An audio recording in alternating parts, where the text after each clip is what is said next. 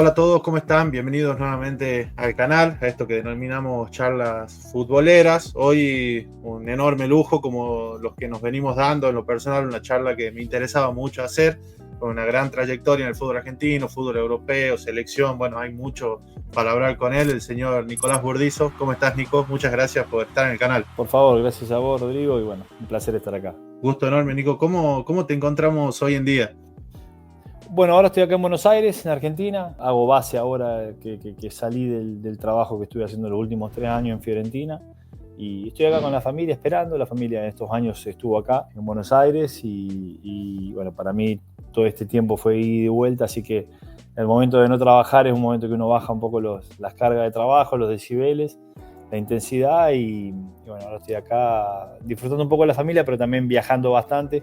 Como siempre digo, es un gran trabajo buscar trabajo, entonces uno tiene que moverse, generar situaciones de reuniones y en eso va un poquito mechando con la situación familiar, ¿no? A la espera de algún proyecto deportivo interesante que pueda salir. Sí, bueno, la idea es volver ahora al próximo campeonato, la próxima temporada, ya en algún club. La idea es seguir un poquito también el trabajo que estuve haciendo en Fiorentina estos años, con la experiencia de todo lo que es el mercado y los campeonatos europeos. Así que bueno, un poco a la espera y con ganas de seguir adelante. Nico, el rol del director deportivo acá en Argentina está creciendo mucho. Bueno, lo ejerciste en Boca. ¿Cómo se lo puede explicar a grandes rasgos y qué diferencia notaste en el fútbol europeo con el argentino puntualmente en ese rol? Bueno, mirá, parto primero de la primera pregunta, ¿no? Es un rol que se está estableciendo en Argentina, que se está estableciendo a nivel mundial y es un rol determinante en la formación y sobre todo en el desarrollo y la mejoría de los clubes a nivel presente y futuro, ¿no? Es un rol preponderante que une dos partes importantísimas que tienen que ver con los clubes o las sociedades en Europa, los dueños o los socios y su visión y su misión de club y dónde quieren llevar el club, y la otra parte que es la parte ejecutiva fundamental, que son los jugadores y los entrenadores, la parte, entonces unir esas dos cosas justamente y las unís a través de, obviamente, de esta figura o de esta área que es la dirección deportiva, con un director deportivo, manager, como se dice en Argentina, a través de un proyecto técnico. Es decir, la manera y la forma de cómo se hacen las cosas, la toma de decisiones, es a través de un proyecto técnico que necesita, obviamente, de un área que esté formada, de un área que esté capacitada, que tenga las funciones claras, que tenga claras también las capacidades y lo que tiene que saber hacer, cuáles son sus responsabilidades, y hacer que todo vaya adelante. Al fin y al cabo, dejemos de lado los clubes sociales argentinos que tienen un montón de disciplinas. A nivel mundial, los clubes son clubes de fútbol y los proyectos se rigen sobre todo a través de resultados, pero con ideas claras. Entonces el resultado es una consecuencia, pero hay que hacer resultados. Y de otro lado tenés el club que tiene sus objetivos, que quiere llegar a ganar competiciones internacionales o a ganar campeonatos o a salvarse el descenso, que quiere mejorar la infraestructura, bueno, todo un porqué de cosas que necesitan respuestas. Entonces ahí es donde entra nuestro trabajo, que pasa a ser determinante a nivel mundial, ya está establecido en casi todo el mundo, donde está esta área que es la dirección deportiva, justamente que conecta todo eso en base a un proyecto. Nico, y la vorágine de la que tanto se habla en Argentina, bueno, el mundo Boca, que hablan, por ejemplo, en el caso que te tocó vivirlo como jugador y como director deportivo, ¿tiene mucha influencia en el rol por el tema resultados, como pasa con los técnicos, por ejemplo? ¿Se lo vive de igual manera? La vorágine que decís es una constante, obviamente, independientemente de los lugares, de los contextos. Obviamente Boca es un contexto único en el mundo, pero tiene mucho que ver también con que es lo más importante. Los clubes son lo más importante de cada barrio, de cada ciudad, es la realidad, no lo digo yo. En Tucumán hay 2 clubes y la gente se desvive por los 2 clubes, y entonces todo lo que pasa en Atlético o en San Martín, la gente lo sigue y se crea un micromundo y se generan polémicas y se generan críticas y se generan entusiasmo y la alegría de ir a la cancha. Entonces todo eso te llega y te afecta. En mayor o menor medida, en todos lados pasa lo mismo. El hecho de lo que es Boca obviamente tiene una repercusión enorme porque es un club grande, pero que también son situaciones que uno empieza a conocer, empiezas a controlar, empiezas a manejar y sabes cómo gestionar y cómo manejarte en el medio. Son situaciones que son parte cuando hablamos antes, bueno, ¿cuáles son las capacidades de un director deportivo? Trabajar bajo presión, justamente, trabajar con una fuerte carga de intensidad de trabajo, de toma de decisiones arriesgada, bajo presión.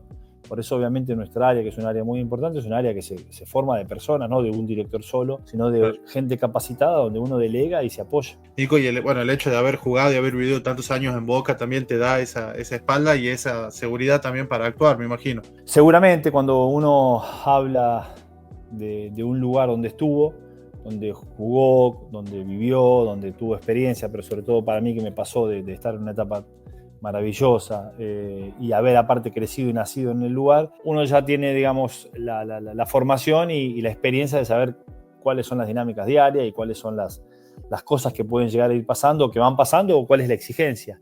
Y eso te ayuda mucho al momento de tomar decisiones, te ayuda mucho al momento de ir adelante. Por eso, cuando volví a trabajar como director deportivo en el 2019 en Boca, fue una experiencia hermosa. Obviamente el resultado es siempre preponderante, pero como a nivel personal como experiencia fue muy linda. Nico, y bueno, siempre me quedó esta pregunta de cómo fue la seducción en el caso de Boca con De Rossi, porque bueno, él siempre ha mostrado un aprecio hacia Boca, un cariño. Bueno, a nivel mundial se habla mucho de Boca, te habrá pasado con compañeros, me imagino, pero ¿cómo es la seducción de traer su figura, traerlo a Argentina con todo lo que implica? ¿Cómo fue todo ese proceso? Bueno, es un proceso, yo cuando lo trato de explicar, lo explico desde el punto de vista de lo que lo sedujo Boca. No fui yo fui un conector, sobre todo de la necesidad que teníamos nosotros de un jugador con ese tipo de ese perfil jerárquico y a través de un jugador que trajera una ola de entusiasmo enorme, junto con un club que inquieta y llama la atención a cualquier jugador en el mundo. Entonces para nosotros fue fácil para nosotros como dirección deportiva, como área, proponerlo y que el jugador quiera venir. Entonces fue lindo. Lamentablemente a mí me tocó estar solo 6 meses, después me fui y él por cuestiones familiares tuvo que volverse, pero en líneas generales fue una experiencia hermosa para todo el mundo Boca. Quedó enamorado él, ¿no? Se lo ve incluso hasta el día de hoy hablando de Boca en todos lados, en el mundo, digamos. Fue una experiencia increíble porque también fue para él su primera vez que dejaba el club que nació y creció y que jugó toda la vida, que era el Roma, y haber venido a un lugar como Boca lo sintió como algo inexplicable, algo que realmente decía cómo no lo pude vivir antes a esto, ¿no? ¿Te pasaba esto de compañeros que te preguntaban, europeos, no sé, llamaba la atención Boca allá? Sí, ¿O el fútbol argentino? Sí, siempre, mucho. Bueno, el fútbol argentino, no nos olvidemos que estamos hablando del fútbol campeón del mundo, pero el fútbol argentino siempre llamó la atención y Boca, obviamente, independientemente de los resultados que pueden ser temporáneos, Boca siempre llamó la atención, ¿no? Es un mito, es un club que trasciende cualquier explicación muchas veces. Y con estos personajes muy cercanos como Daniel y como tantos otros muy cercanos a Argentina y con mucho compañerismo y compañeros que fueron argentinos, entonces para ellos era fácil ponerse en el lugar de Argentina. Nico, te llevo un poco a tu etapa de jugador. Tus comienzos formativos son en Newell's, ¿verdad? Y después pasás a Boca. Yo me voy de mi pueblo a los 14 años, muy joven, muy chico. Y mi primera etapa fue a Newell, donde tuve 2 años que estuve jugando en Rosarina porque no fiché para AFA. Y fueron años muy duros donde aprendí muchísimo y donde realmente decidí que quería ser jugador de fútbol, pero donde no se me dio. Y a los 2 años me dejan libre y cuando me dejan libre una persona que creía en mí me llevó a Boca y hice 3 pruebas seguidas durante 3 semanas y anduve bien y me quedé entrenando con los chicos y a la semana me dijeron que me quede porque estaba adentro. Y de ahí arrancó mi terreno, mi trayecto, arrancó mi experiencia en Boca y estuve desde los 16 en Boca, cuando llegué a los 16, y obviamente de ahí empezó todo el camino de inferior realmente serio que es el que me marcó para toda la vida. Nico, y debutás en un Boca ganador, ¿no? Ya en la época de Bianchi venía bien. ¿Cómo fue amoldarse a ese equipo ya tan aceitado, con los títulos que venían acompañando? Bueno, fue, digamos, yo vivo todo el proceso también que Boca gana los 2 campeonatos de locales antes. Yo debuto en el 99, había Boca ganado 2 campeonatos seguidos locales, pero yo ese proceso lo viví todo jugando ya en las inferiores de Boca y jugando mucho en reserva también, porque el proceso para mí fue rapidísimo cuando llegué a Boca. Cuando yo, digamos, vivo ese proceso es como que era una inyección que te daban, ¿no? Era como un sello que te ponía Boca, ¿no? Para mí fue fuerte vivir todo eso, verlo y sobre todo al momento que después, bueno, fui llamado, digamos, un poquito a la causa, hacerlo. Y dice, bueno, hay que estar a la altura. Y Boca era concreción, Boca era resultado, Boca era más que las formas, la efectividad y la eficacia de ganar un duelo, de ganar un partido, de ganar una pelota dividida, de llevar siempre adelante lo que es defender los colores de un club increíble que no te permite tener, digamos, medias aguas o medias tintas. Que tenés que dar todo o si no, no salgas. Y eso para mí me identificó muy fuerte. Cuando yo subo a primera había un vestuario que tenía ese ADN, tenía esa mentalidad, tenía esa sangre, y para mí fue solamente seguir, un proceso de seguir, de aprender, de equivocarme, pero de estar adentro. Y bueno, se dio que en 5 años que estuve en la primera de Boca, no paramos de ganar las cosas más importantes a nivel mundial, ¿no? Claro, porque encima me decís debutás en el 99 y el año siguiente ya ganás Copa Libertadores, con lo que significa la Copa en Boca, digamos. Ganamos Libertadores 2000, ganamos Campeonato 2000, ganamos la Intercontinental, 2001 de nuevo la Libertadores. Yo empiezo a jugar ya también en el Sub-20, salimos campeón del mundo en el Sub-20. Sí, fueron años fuertísimos donde se daba todo lo que se daba, había que pelearlo y ganarlo. Se recuerda mucho, Nico, de esa camada, digamos, de Boca, el partido contra el Real Madrid, al que, bueno, mencionaste, se habla mucho del partido que hizo Román, que, bueno, no lo podían, como que siempre dicen que Makelele todavía lo estaba buscando porque Román hizo un partidazo. ¿Cómo viviste eso, ese partido contra los Galácticos que le llamaban? Fue un partido especial porque nosotros llegamos, no te olvides que nosotros salimos campeones en junio y jugamos en noviembre, es decir, fue un partido que lo estuvimos preparando mucho tiempo. Nosotros llegamos con un equipo que tenía nombres importantes, pero sabíamos que enfrente había un equipo que era muy poderoso. Nosotros teníamos mucha seguridad de nosotros mismos, había un equipo con un juego ya muy fluido, muy aceitado, muy concreto, por eso nosotros preparamos el partido esa vez, sabiendo que había que pegar primero y que después le iba a costar a ellos. Y así fue, y había mucho respeto también, porque sabíamos que nosotros no empezábamos, no éramos menos, pero que tampoco no podíamos sentir más, había que demostrarlo. Y así fue, no había que equivocarse, y el partido se planteó de la mejor manera. Enfrente había fenómenos, y vos tenías la sensación todo el tiempo de que el que estaba enfrente era realmente muy, muy bueno, y no había margen de error. ¿A quién tenías asignado, Nico? ¿A Raúl? ¿Quién andaba por ahí? Yo tenía 19 años, así que imagínate, yo entré en el segundo tiempo y entré a marcar a Sabio, directamente a marcar a Sabio. Porque Sabio estaba jugando de volante por izquierda y estaba empezando a hacer mucho problema.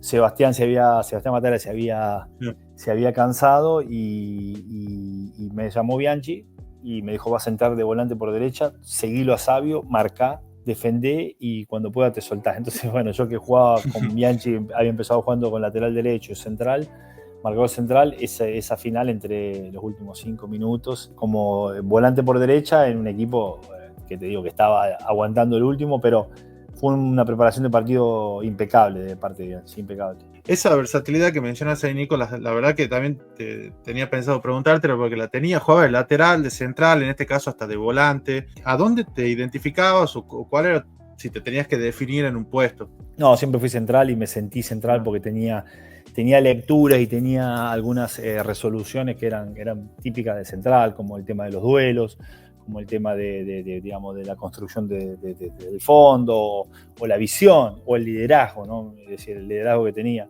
Entonces eso me ayudaba mucho y lo trataba de, sobre todo, estar en mi posición. Ahora también sabía que podía jugar por derecha o por izquierda de manera indistinta porque manejaba muy bien la pierna izquierda. Entonces hizo que jugaba un montón de partidos de lateral porque tenía también capacidades condicionales para correr, subir, bajar. Entonces eso hacía que, bueno, debuté de lateral, pero que jugaba de central, y cuando faltaba algo me ponía en el medio para hacer el tapón. Y en el Inter durante 1 año y medio, 2, jugué un montón, como 30 partidos de lateral por izquierda. Entonces como que me fui adaptando a muchas cosas y fue una marca en mi carrera para mí que me dio mucho, y en un momento es como que dije, bueno, basta, ahora tengo que enfocarme en jugar de central. Y cuando yo tomo la decisión casi de irme del Inter para la Roma, la tomo con esa visión. Digo, bueno, ahora tengo que jugar de central, quiero jugar solo de central.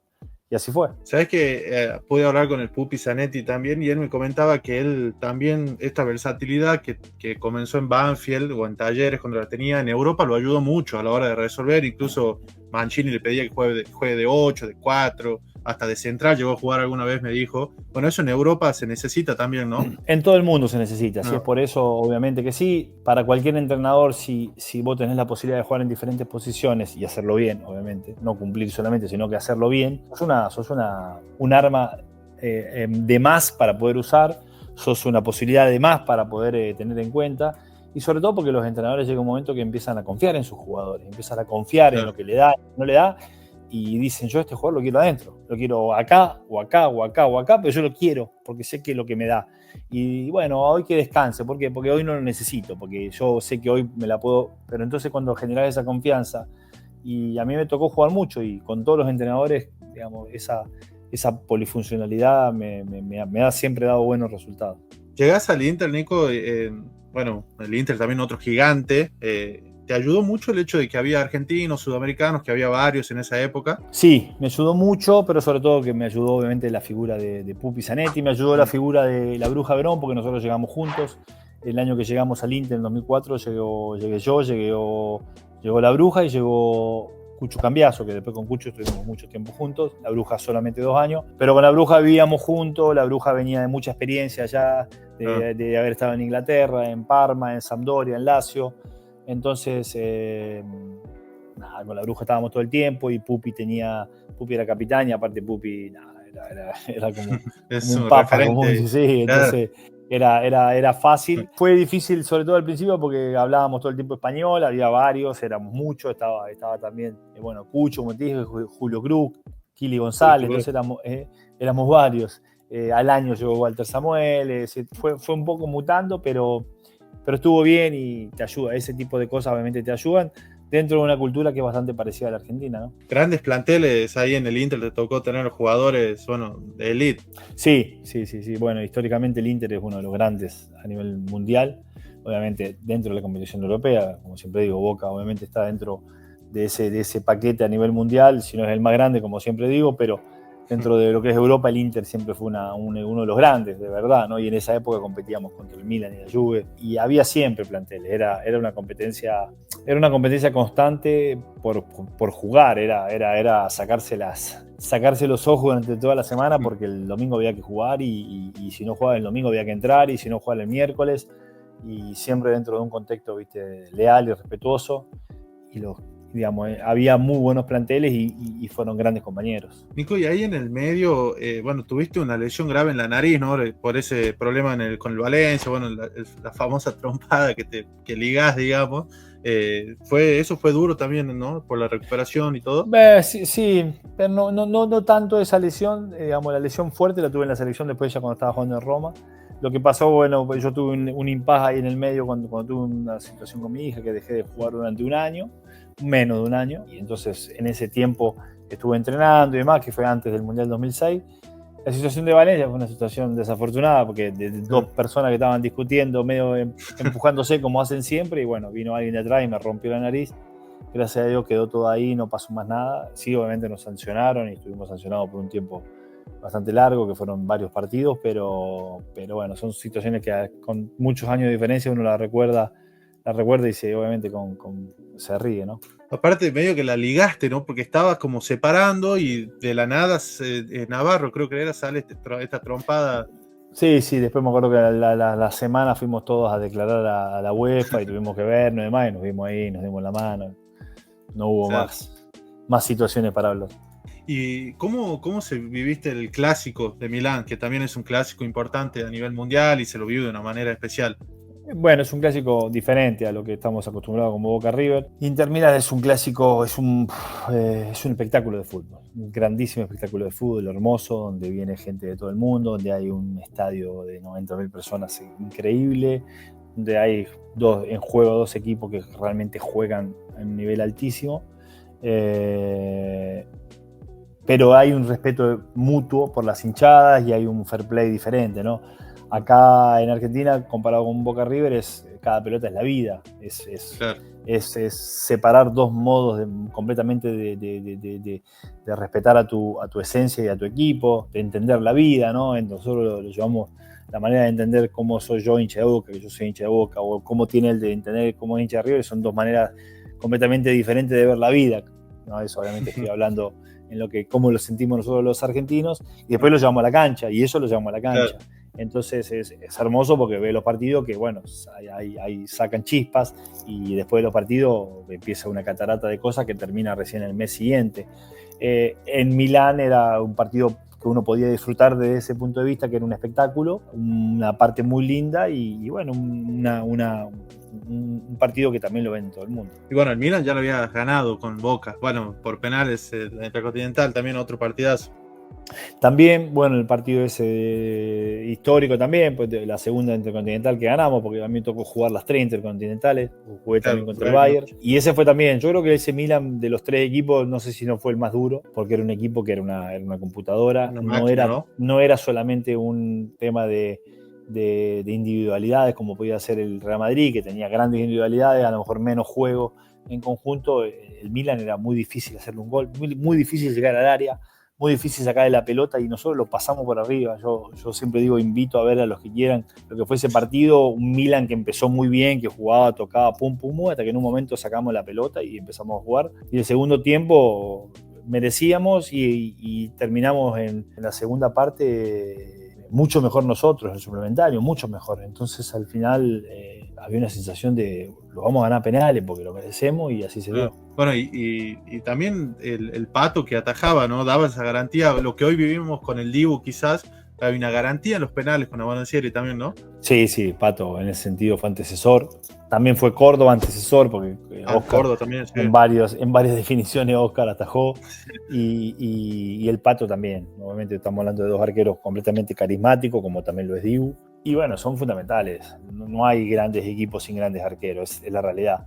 Entonces fue fundamental en ese sentido confiar en que cuando llegas a penales hay alguien que te puede dar una mano. Nico, ahí en el medio también el Mundial 2006, que bueno, en lo personal lo disfrutaba mucho ese equipo, me pareció un equipazo realmente, y era una camada que venía también trabajando con Peckerman, ¿no? Ahí mencionamos el Mundial del 2001, bueno, llega una base afianzada también de la mano de José, y era realmente un gran equipo. Sí, para mí ese plantel y otros 2 o 3 planteles fueron realmente planteles llenos de jugadores y de soluciones en todos los puestos. Nosotros teníamos una manera de jugar que ya la habíamos aceitado mucho. Para mí fue una gran desilusión cuando me rompí la rodilla en el partido contra Holanda, el tercero, que tuve que salir y de ahí ya no jugué más porque no llegué, porque estábamos muy bien aceitados en la fase defensiva. Yo jugaba entre comillas, de un stopper por derecha, falso lateral derecho, porque del otro lado estaba Juanpi, jugaba Maxi adelante mío, que tenía todo el carril para ir. Yo estaba cerca del ratón y de Masche para cerrar situaciones. Es decir, estábamos bien, el equipo no sufría en fase defensiva y teníamos potencial. Fue una lástima perder contra Alemania, porque el partido contra Alemania también jugamos muy bien. Y fue un momento bueno. Estamos acostumbrados ahora, 2025, estamos acostumbrados a que la selección no para de darnos satisfacciones.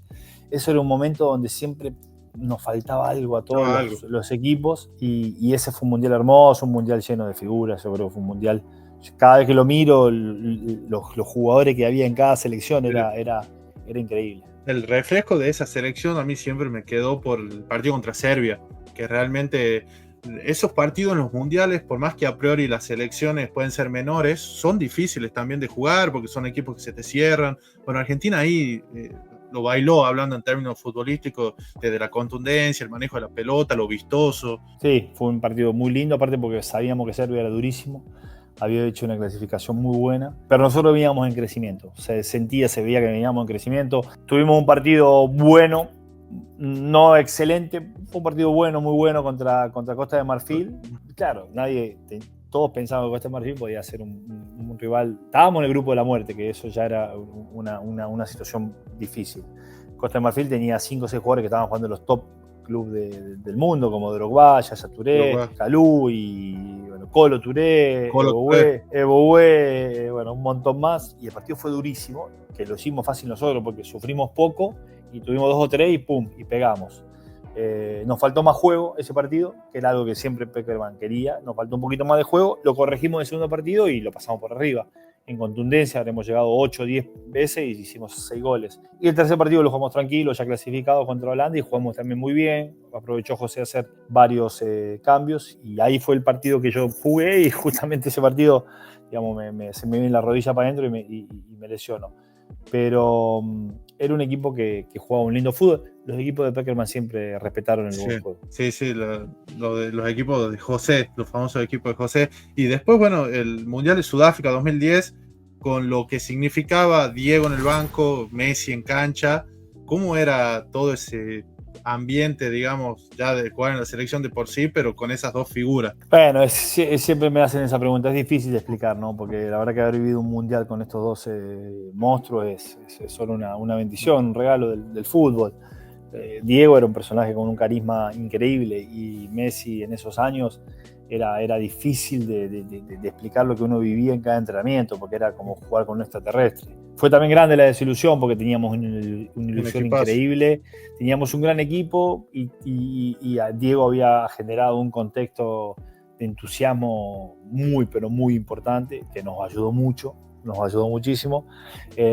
Obviamente creo que el resultado contra Alemania pasa a ser un resultado extremo, no era un partido para 4-0. Sí. Nosotros empezamos perdiendo 1-0 de pelota parada a los 5 minutos y bueno, llegó un momento que Diego desbalanceó el equipo y lo mandó todo a atacar y ahí nos hacen los goles que faltaban, pero no era un partido para 4-0, podríamos haberlo empatado, sí.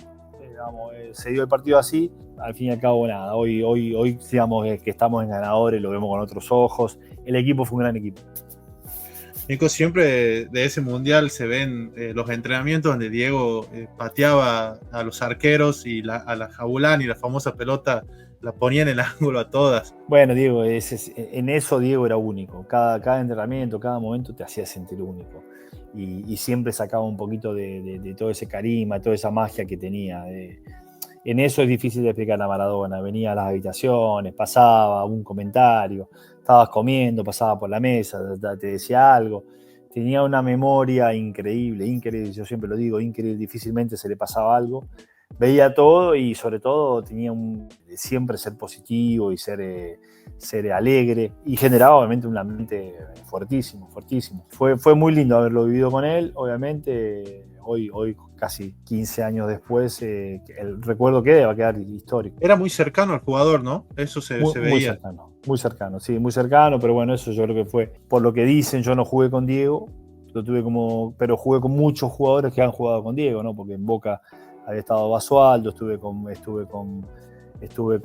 muchos en Boca que habían estado ahí, desde Riquelme hasta Traverso y hasta Caña, que habían jugado en Boca en el último Boca, Pepe había jugado en la selección. Martín también, ¿no? Martín también, pero tuve mucha gente que estuvo, digamos, con él y te decían que era así como jugador.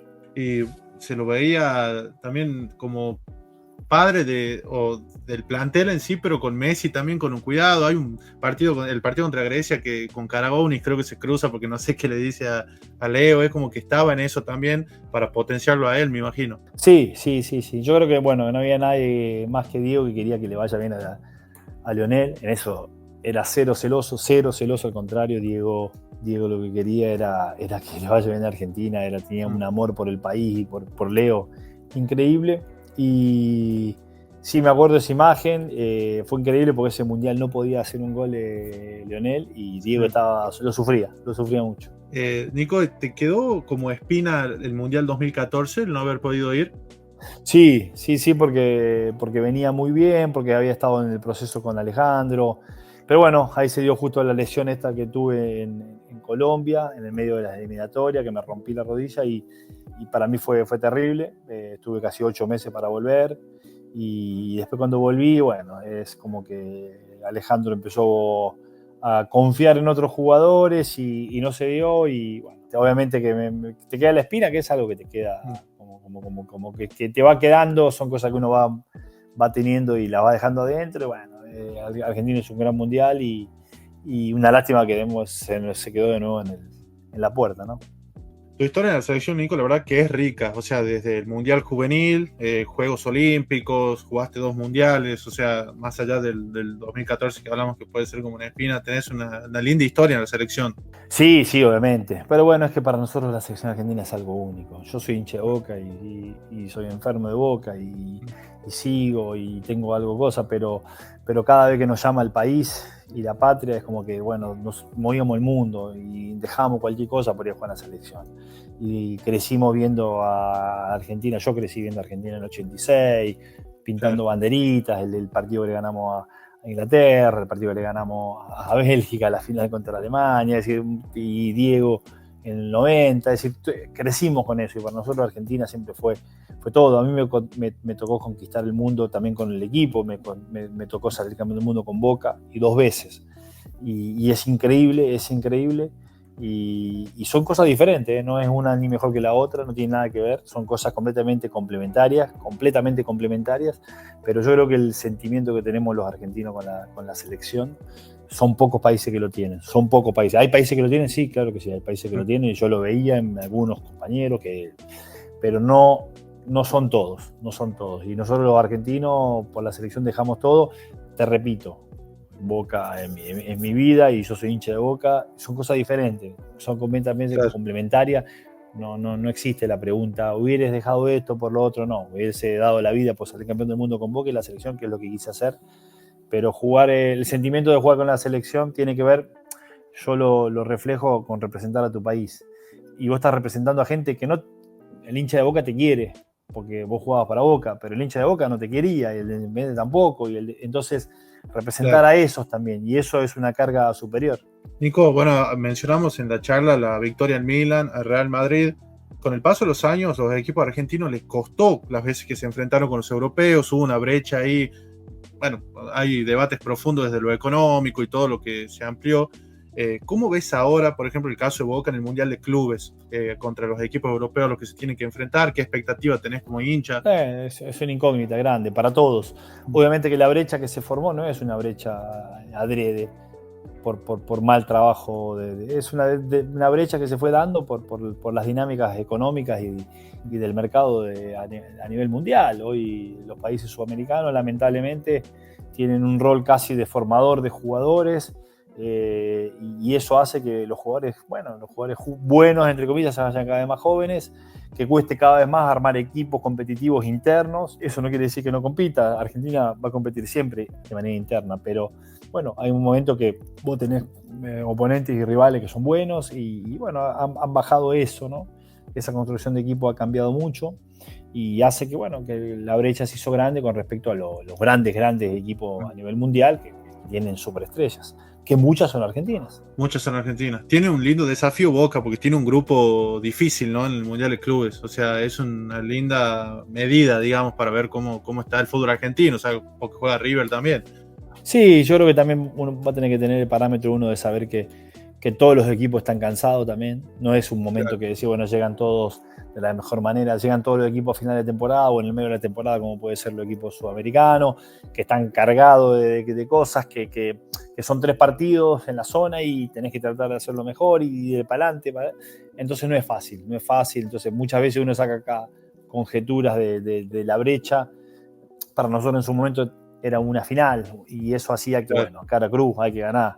Hoy son 3 partidos, no va a ser fácil. No va a ser fácil, pero me imagino las expectativas como hincha ahí prendido, siguiéndolo al Ceneice. Sí, obviamente, siguiéndolo y esperando que le vaya bien, que haga un buen papel y que sobre todas las cosas, ponga el nombre de Boca lo más alto del mundo. Nico, te iba a preguntar, conviviste con Messi puntualmente, ¿cómo ves la selección y cómo ves su figura de cara al Mundial que se viene, con todo lo que ganó, con la edad que tiene? ¿Cómo lo analizás? Yo creo que está en una etapa, en un proceso muy maduro Messi, Lionel, ¿no? Lo veo y lo ven todos. Después creo que del Mundial se ha sacado la última espina que tenía y lo transmite en su cara, en su juego, en su manera de ver y de vivir el fútbol. Yo creo que en el próximo Mundial tiene que ir sí o sí y estar, y después decidirá él, junto con el cuerpo técnico, que es un cuerpo técnico también de primer nivel, decidirá para qué está, si está para jugar siempre porque quiere competir y se siente bien, si está para acompañar. Yo creo que está bien, está jugando siempre, eso juega en un campeonato muy competitivo, porque al fin y al cabo tiene un montón de viajes y de partidos, y está jugando, y eso hace que, conociéndolo, yo creo que va a querer estar al top de todo, y hay un equipo que lo sostiene. Increíble cómo fue mutando en el juego, ¿no? Porque ahora que está como más en la parte de gestación, antes tenías más explosión, pero siempre ahí marcando la diferencia. Es un genio, lo definen todos así. Sí. Justamente lo está diciendo, es un genio, entonces los genios saben dónde rendir mejor, cómo adaptarse, cómo evolucionar en el juego, y eso lo ha hecho lo ha ido haciendo Messi durante toda su carrera. Y a la selección actual como equipo, ¿la disfrutás como hincha? Muchísimo. Estuve en la cancha el último partido con Brasil y fue una locura. Fue extraordinario lo que hizo. Fue extraordinario, por eso te digo, mira, hizo todo eso sin Messi, así que asumémosle lo que pueda hacer con Messi. Fue increíble y bueno, hace pensar que a la Argentina puede en el próximo Mundial puede hacer un papel realmente muy interesante. Nico, bueno, para no robarte mucho más tiempo y agradeciéndote desde ya esta hermosa charla futbolera, como le llamamos, siempre cerramos con un ping-pong futbolero, con los invitados, preguntas y respuestas, que bueno, la gente se copa mucho. Te pregunto, bueno, el mejor compañero o el que más te impresionó en cancha, que decías, este está loco lo que hace, me imagino que Messi debe ser uno, no sé si tenés otro. Sí, yo lo dejaría de lado, Messi, lo dejaría de lado, porque no tiene sentido, ganaría cualquier encuesta y cualquier ping-pong. Yo siempre digo que después de Messi, Adriano. Para mí el jugador que más me sorprendió fue Adriano, siempre lo digo y lo repito, estuve hace poco en la despedida de él ahí en Río, fue un jugador que metía miedo. Era tremendo realmente lo de él, ¿no? Era tremendo, era un jugador que podía jugar solo adelante, tiraba lo que tiraba, lo bajaba, se daba vuelta y arrancaba, y era muy bueno. Un rival que te costaba, viste que era difícil de marcarlo, un poco indescifrable. Mirá, me queda uno casi de final de carrera de los últimos años que me costó cada vez que lo marqué, que fue Mertens, que jugaba en Napoli, cuando yo estaba ya en Génova, y también cuando el último año de Torino, que cada vez que me costó. He hecho buenos partidos, pero en líneas generales me ha costado muchísimo y te podría decir tantos otros, pero me quedo con Mertens. Y algunos porque los delanteros también pegan, ¿no? Siempre se dice que el defensor pega, pero los delanteros también son picantes. ¿Algunos que recordes así en puntual? Sí, había un montón de delanteros que pegaban, que metían, que pegaban, bueno, desde los codos, todo eso, lo abrían los codos. Yo me acuerdo muy bien un codazo que me comí al principio cuando empecé a jugar, cuando jugaba en Boca, y fuimos a jugar una vez a Santa Fe cuando ya habíamos salido campeones de América, fuimos a jugar a Unión, que ganamos creo que 5-3, y a los 3 minutos me rompieron el ojo, Tilger, Daniel Tilger. Y yo creo que no fue casual, digamos, me dejó pasar y me dejó el codo, pero bueno, antes los delanteros tenían mucha experiencia y te abrían los codos, jugaban. Nico, de los que hiciste, un gol en tu carrera que te haya marcado, que te lo acuerdas por lo lindo, por lo importante, por lo que significó en vos. No sé, me acuerdo de varios goles, qué sé yo, si tengo que elegir uno, me acuerdo del primer gol que hice en la Bombonera, que empatamos 2-2 con Newell, pero fue un primer gol, el primer gol con la selección, que fue en Egipto, en un amistoso. O me acuerdo bien el gol que hice en la final de la Libertadores, que fue un gol importante, que a lo mejor después nos sirvió porque empatamos 1-1 y perdimos penales, pero para mí fue un gol importante. Nico, ¿tuviste la posibilidad de volver a Boca como jugador en algún momento? ¿Se te dio? No se dio de manera concreta. Cuando Boca un poco se interesó, yo no tenía la posibilidad de salir donde estaba. Cuando yo tenía la posibilidad de salir donde estaba, Boca no estaba buscando, pero también hay una realidad que yo siempre la digo, para ponernos en contexto y en foco, ¿no? Yo jugué 5 años en la primera Boca. Yo me fui de Boca a los 23, después de que haber jugado 4 finales de Copa Libertadores. Es decir, yo la primera estuve, tenía 18, estuve en el banco, la viví y esa Copa Libertadores jugué 3 o 4 partidos en el 2000 y me fui en el 2004 en la cuarta final, jugando, bueno, haciendo gol como te dije, que no ganamos, pero ganando 3 Libertadores. Jugué más de 170, 180 partidos en la primera de Boca. ¿Qué digo con esto? Jugué muchísimo en Boca, jugué 5 años en la primera de Boca, hice todo el proceso, no es como ahora que a lo mejor los chicos juegan un torneo, 2 torneos y se van, ¿no? Entonces para mí haber jugado en Boca yo disfruté mucho de haber jugado en Boca. No te quedó nada en el tintero, por así decirlo, lograste todo lo que querías. Ganamos 2 intercontinentales y 3 copas Libertadores y 2 campeonatos, así que imagínate. Claro. Un referente, Nico, en tu carrera que te identificabas, que lo veías. Mira, referente siempre digo mi viejo, siempre puse a mi viejo. Mi viejo jugó al fútbol, fue jugador semiprofesional, pero fue un referente. Después, obviamente, cuando uno va creciendo va mirando, y a mí me gustaba ver al Cabezón Ruggeri, después a Walter Samuel, y después vas poniéndote ejemplos. Pero yo siempre tuve a mi viejo que miraba y era un referente para mí. Tomaste ese amor por el fútbol, me imagino, de pasión, era eso. Me transmitía pasión. No era presión, no era obsesión o el anhelo de que llegue y juega al fútbol, sino que era pasión por el fútbol. Es eso. Eso es importante, Nico, con lo que se vive hoy en día, ¿no? Es muy importante, sobre todo mantener los pies en la tierra y sobre todo los padres que hagan de padre. Mi viejo siempre hizo de padre. Fue un jugador semi-profesional, pero siempre hizo de padre. Nunca hizo de técnico y siempre fue técnico. Y yo crecí con el amor del fútbol porque él era técnico, pero conmigo siempre fue padre. Y es fundamental, eso es fundamental. Nico, el mejor momento de tu carrera donde te sentiste en plenitud, que sentís que estabas en un nivel muy alto. Y varios, vas teniendo varios. Te puedo decir 2003, te puedo decir 2006 en el Inter, te puedo decir 2010 en la Roma, te puedo decir 2015 en el Génova. Y te puedo decir también el último año tuve un mes que me sentí que era Sansón, ¿no? Cuando tenía ya 37 años y jugaba y me sentía invencible. Todos los procesos tenés momentos increíbles. ¿Un entrenador, Nico, que te haya marcado o entrenadores que te hayan marcado en tu carrera? Tuve la suerte de tener grandes entrenadores, de Bianchi, a Bielsa, a Tavares, a Peckerman, a Basile, Maradona, a Sabela, a Mourinho, a Mancini, a Spalletti, a Ranieri, a Luis Enrique, a Gasperini, Montella, Mihailovic, y me estoy olvidando seguramente de alguno, pero siempre digo que el mejor siempre fue Carlos Bianchi. ¿Un deporte aparte del fútbol que te guste? Mi viejo es profesor de educación física, así que me hizo hacer todos los deportes. Podría decir un montón, pero me gustó siempre hice natación, me gusta la natación. Natación. ¿Una camiseta que hayas intercambiado, que sea especial? Creo que la de Ronaldo, en un Argentina-Portugal. Difícil Ronaldo también, me imagino, ¿no? También, sí. Un poco de lo que hablábamos, una cuenta pendiente en el fútbol, ¿te quedó algo? Bueno, ese tercer mundial me hubiese gustado jugar en la Premier o en España, eso sí, también. Esas dos cosas sí me hubiesen gustado. ¿Un equipo que estuviste cerca de jugar y que no se dio por distintos motivos? Arsenal. El Arsenal.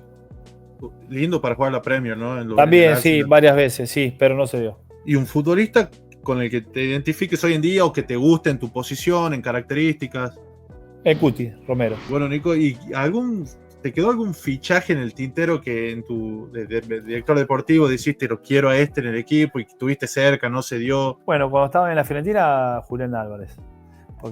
Estuvo cerca y estuvo todo casi hecho y después al final no se dio. Y en Boca, déjame pensar alguno que se podría haber dado cuando llegué. Creo que, Pablo Guerrero, el año que yo llegué, estuvo cerca el primer mercado de pases. No el último, el primero, y no se pudo dar tampoco. ¿Hubo alguna otra gestión, hablando de Rossi, con algún europeo, Nico, en tu época? Hubo muchas, pero no se dieron tampoco. Es que no se dieron, pero hubo muchas, sí. Bueno, Nico, te agradezco mucho por el tiempo. ¿Algún mensajito que le puedas dar a la gente que nos ve y nos escucha? Espero que te hayas sentido cómodo en la charla. Muy cómodo, así que muchísimas gracias. Un saludo muy grande a la gente, de Tucumán, porque sé que estás en Tucumán, pero sobre todo a la gente del interior. Yo soy del interior, así que, pues voy todo el tiempo a mi pueblo, ahí a Córdoba, a mi casa, que están mis viejos. Y que sigamos conectados a través del fútbol con todo lo que es nuestros valores y nuestra manera de vivir que se vive también en Argentina. Bueno, Nico, ojalá tengamos otra oportunidad de charlar de fútbol y te mando un abrazo muy grande. Ojalá, te mando un abrazo, gracias a vos y saludo a todos.